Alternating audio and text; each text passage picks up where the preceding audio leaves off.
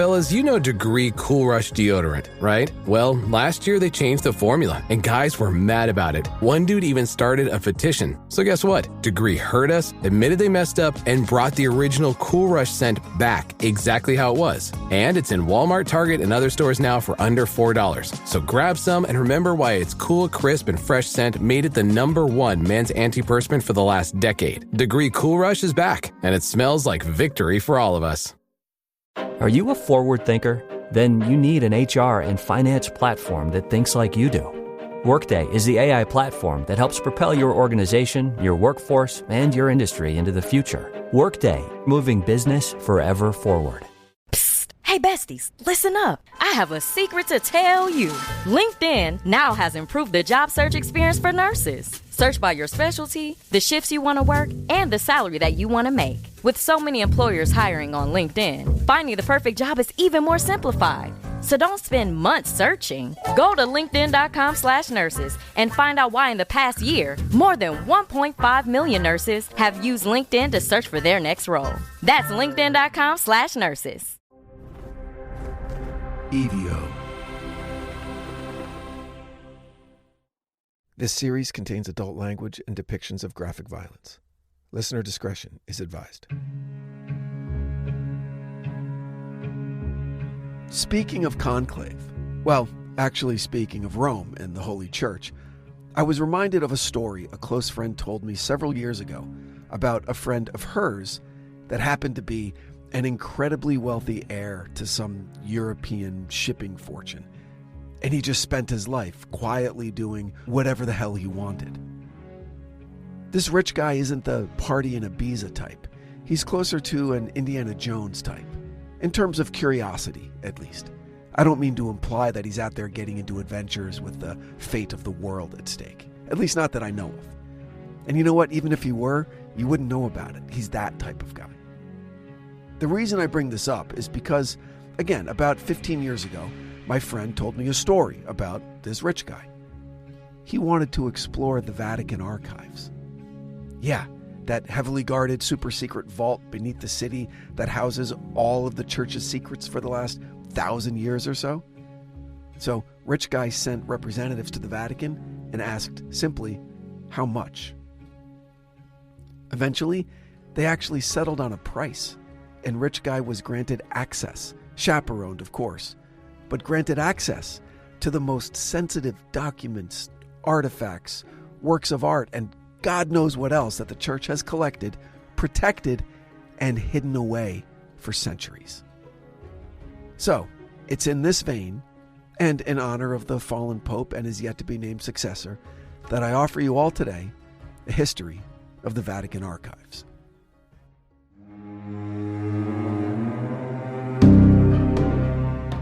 Welcome back to The Devil Within. You're listening to The Vault of Secrets. In the dim corridors of the Apostolic Palace, where torchlight quivered against frescoed walls, an old man advanced slowly, the brass key in his hand swaying like a pendulum. He was Father Domenico, an Augustinian monk elevated to the title of archivist by Pope Paul V himself. And he carried not just the burden of stewardship, but of judgment. For he was the one who must decide which memories would sleep untouched and which might be awakened to serve the needs of Holy Mother Church. Behind the newly forged doors of iron and oak, the archive stirred with ancient power. Here lay the centuries-old letters of forgotten martyrs, the decrees of councils that had damned heretics to fire, and diplomatic secrets written in the desperate scrawls of dying kings. Outside, Rome was a cauldron of ambition and heresy. But inside these newly sanctified halls, the past itself was rendered incorruptible, frozen not by time, but by the will of men. Father Domenico crossed himself before stepping over the threshold, and in the twilight hush, a vow was made. The memory of the church would be preserved, even if the world itself burned.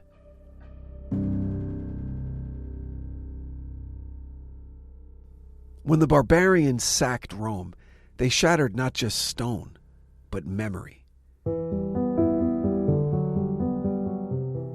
Monasteries in Ireland and Syria became lonely fortresses of learning, copying manuscripts by guttering lamplight as illiteracy swept the mainland. Through those dark centuries, the Church, battered but unbroken, retained the instinct to document and preserve. Early popes kept ledgers, transaction records, and correspondence in the Lateran Palace, but these were often fragmented, hidden by successive generations, even lost to fire or theft. By the Middle Ages, the Church's bureaucracy had ballooned into a web of conflicting records. Bishops quarreled over tithes, monarchs contested papal decrees, crusading orders demanded proof of their charters. Chaos threatened to undermine papal authority. It was Camillo Borghese, Pope Paul V, who grasped that power lay not just in crowns or armies, but in documents, ownership deeds, dynastic alliances, legal definitions of sin and sovereignty.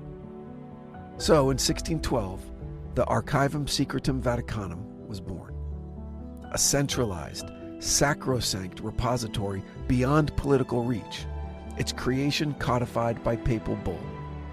Only the Pope and his direct appointees would hold dominion over its mysteries. Overnight, miles of parchment, scrolls, and codices were gathered, sorted, and secured behind newly commissioned walls within the Vatican. The air, it said, smelled perpetually of old vellum and fresh lime mortar. Here, for the first time, the Church bound itself to the power of memory made tangible, a memory that could forgive, condemn, or disappear any man, any kingdom, any era. As Europe awoke from the medieval darkness into the luminous brilliance of the dawn of the Renaissance, so too did the archives flourish. Popes became patrons of artists and scholars alike. Men like Poggio Bracciolini and Cardinal Bessarion scoured monastery libraries for lost classical texts, many of which eventually found their way into the papal collections. The archives became not merely a tool of politics, but a battleground of ideas. Humanist scholars whispered about heretical writings hidden in the depths, gospels struck from the canon, ancient philosophies deemed too dangerous to share. Some speculated that documents existed which could shake the very pillars of Christian orthodoxy. But the archive's prime purpose remained political survival. When the thesis of Luther shattered the unity of Christendom, Rome responded with paperwork as much as anathema. Investigations were documented meticulously. Reports from the Inquisition thickened the archive's shelves like sediment in a riverbed. And always, new rules of access tightened like a noose. Those who sought answers to historical questions or doctrinal ambiguities, charges of corruption, found their petitions quietly denied. Then came the age of revolution. Napoleon, in an unprecedented act of intellectual imperialism, looted the archives and transported thousands of priceless documents to Paris. In the cataclysm of war and diplomatic chaos, countless artifacts vanished into private hands or perished in lost libraries. This trauma scarred the Vatican profoundly. When the Papal States collapsed and Italy unified in 1870, the newly captive popes, the, quote, prisoners in the Vatican, clung all the more fiercely to their invisible kingdom of memory. Thus, the archives withdrew deeper into themselves, becoming not merely a collection, but a fortress of self-preservation against a changing world. Today, stepping into the Vatican archives is like stepping into another century, or really another world. First, visitors pass through guarded bronze doors. Beyond lies a maze of stone corridors, heavy with centuries of secrets. Even the ambient sound seems muted. as if sound itself hesitates to disturb the slumbering past. Applications to enter must be exhaustively vetted. Researchers must present doctoral-level credentials, demonstrate specific scholarly needs, and swear to use only pencils and notebooks provided by the Vatican. Even minor infractions, an unauthorized photograph, a single removed slip of parchment, can result in permanent expulsion and criminal charges. Access to modern records, 1939 and beyond, remains strictly forbidden. Some sections, such as the Archivum Prohibitorum and special sealed vaults, are off limits entirely. Their contents known only to a few high-ranking curators, the Pope himself, and maybe a few European billionaires with a generous checkbook. No browsing is allowed. You have to know exactly which document to request, and even then, permission may be withheld without explanation. The halls themselves are monastic. Cool stone walls, iron lamp sconces, occasional frescoed ceilings depicting saints of learning. Here, scholars sit at long oak tables under the gaze of ancient librarians in black cassocks, the silence broken only by the whisper of parchment and the scratching of pencil on paper.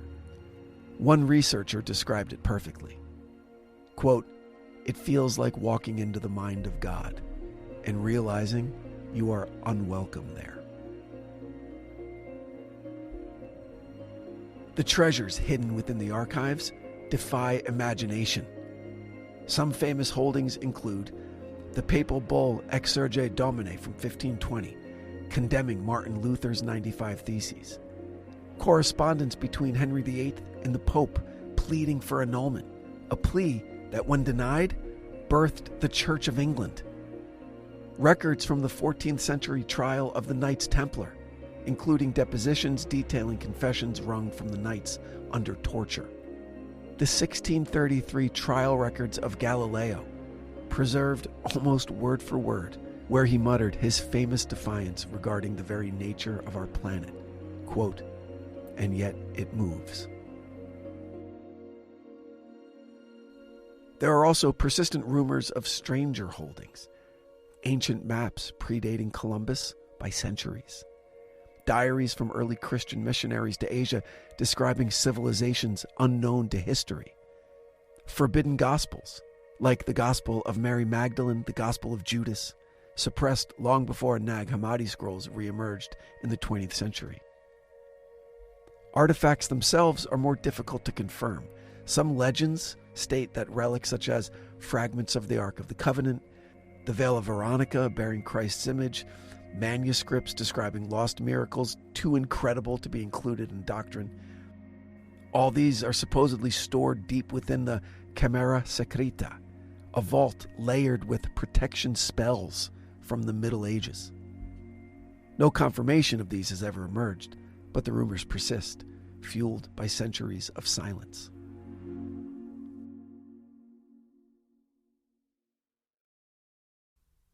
And the Vatican Archives, for all their earthly secrets, are rumored to also shelter relics of a far older and more unsettling kind. Objects not simply historical, but profoundly, even dangerously, supernatural. For centuries, murmurs have rippled outward from Rome, whispers from dismissed scholars, nervous clerics, even passing diplomats, each adding their own brushstroke to a chilling tapestry of things hidden for humanity's protection, not curiosity. One persistent legend speaks of a scroll found during the First Crusade, unearthed in the ruins of a city once sacred to the Canaanite gods, bound in a leathery black material no alchemist could identify, and inked with shifting glyphs that seemed to crawl across the parchment. It was transported at great peril to Rome by Templar knights. According to a 17th century Jesuit source, whose diary vanished shortly after his death, the scroll was briefly displayed before Pope Innocent III.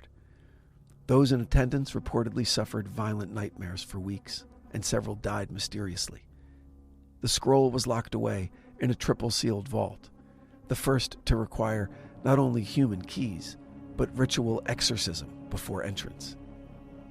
To this day, it is said that the scroll rests under the archives, wrapped in 6 layers of blessed linen, its whispers still faintly audible to those unfortunate enough to draw near. Among Christian relics, none has carried darker associations than the spear of Longinus, the lance that pierced Christ's side.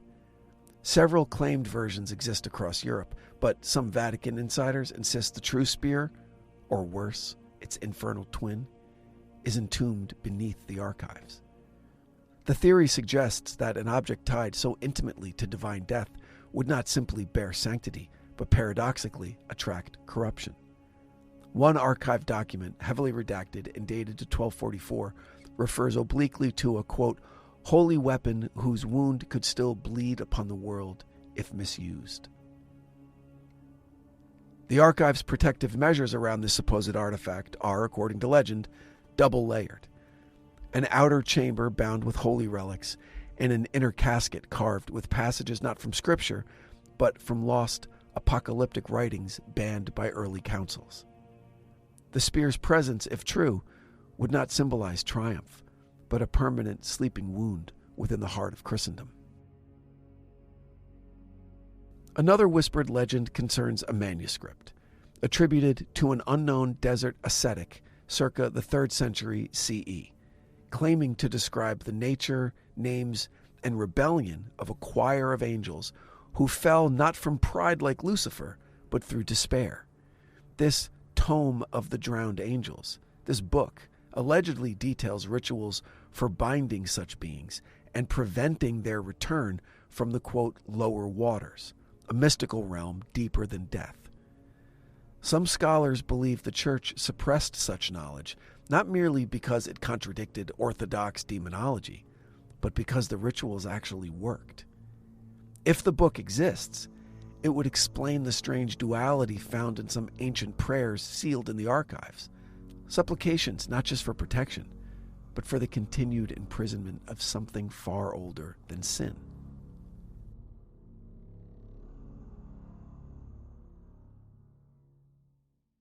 At least 5 high-security vaults under the archives are categorized in internal ledgers not by title, but by black seals.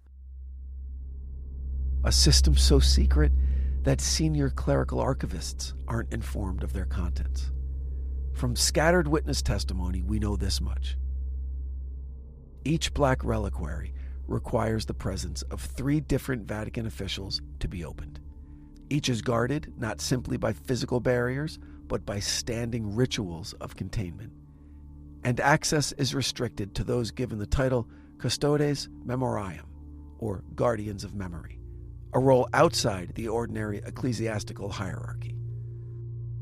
One defrocked bishop, whose testimony was hastily suppressed, claimed that the black reliquaries contained not relics of holiness, but objects from before the covenant, from before the flood, when the sons of God walked among men.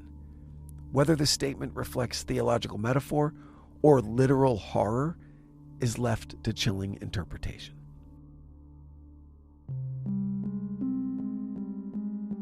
There are persistent rumors that certain members of the Swiss Guard, notably those assigned to the inner sanctum around the archives, receive training that's not listed in any manual.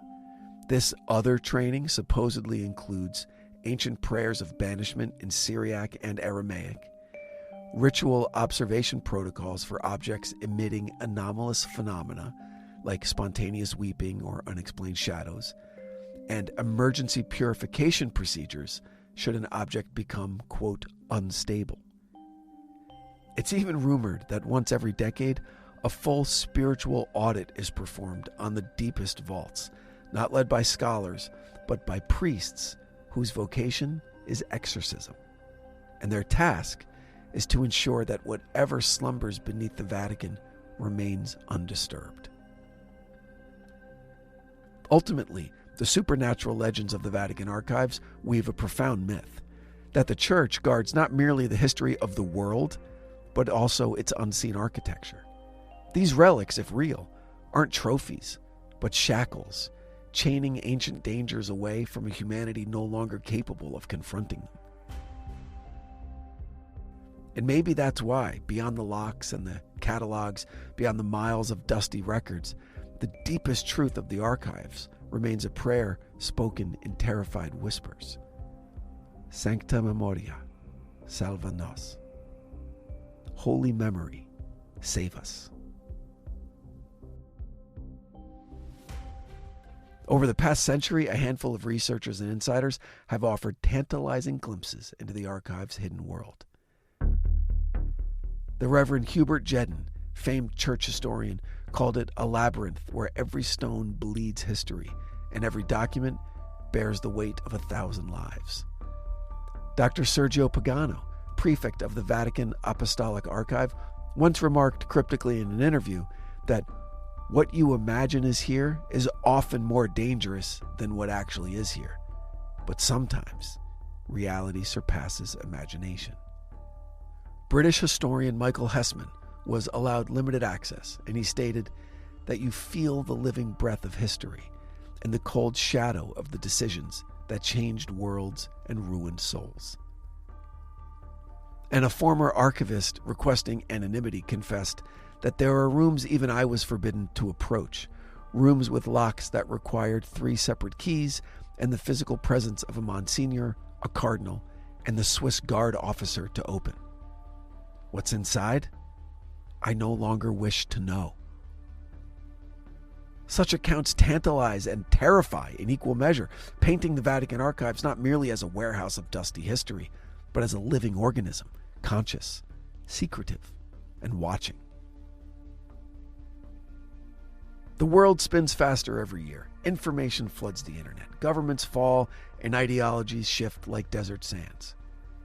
But behind the ancient gates of the Vatican, silence reigns. The archives remain, impregnable, patient, knowing. They wait for a world perhaps still too frail to bear the truths they cradle. Because memory is a double-edged sword. It preserves, but it also judges. And someday, when the locks crumble and the seals are broken, humanity may find that its oldest enemy was not ignorance, but the knowledge that we all couldn't dare face. Until then, the Vatican Archives slumber in the dark, dreaming the dreams of empires and angels alike. Thanks for listening. If you enjoyed the episode, please share it with someone who you think might enjoy it as well. And head on over to Apple Podcasts or Spotify and rate and review the show. Every little bit helps. And please remember to check us out on YouTube, and the videos now are available on Spotify. And until next time, stay safe out there. The Devil Within is an EVO production, recorded live at Bel Air Studios in Los Angeles, California. For The Devil Within, I'm your host, Brandon Morgan.